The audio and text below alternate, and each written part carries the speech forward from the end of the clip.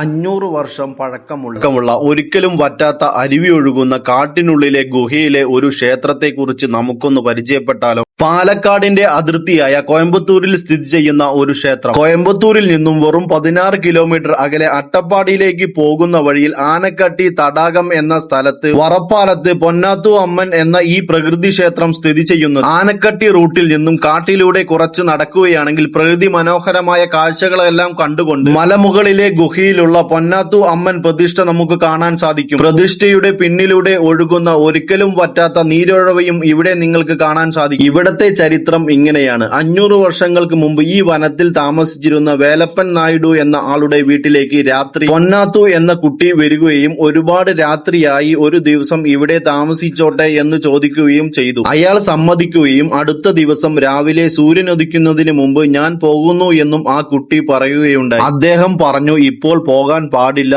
എന്നും. കുട്ടി വിസമ്മതിക്കുകയും കുട്ടി മലയുടെ മുകളിലെ ഒരു ഗുഹയിലേക്ക് പ്രവേശിക്കുകയും ചെയ്തു. അദ്ദേഹം ഗുഹയിലേക്ക് പോയി നോക്കിയപ്പോൾ കണ്ടത് സ്വയം പ്രതിഷ്ഠയായ അമ്മനെയാണ്. ഇതുപോലത്തെ നല്ല പാലക്കാടിനെ കുറിച്ചുള്ള വാർത്തകളും വിശേഷങ്ങളും ചരിത്രങ്ങളും രുചികളും ഉത്സവങ്ങളും അറിയുവാൻ വേണ്ടി നമ്മുടെ ഈ പേജ് ഒന്ന് ഫോളോ ചെയ്യാൻ മറക്കല്ലേ.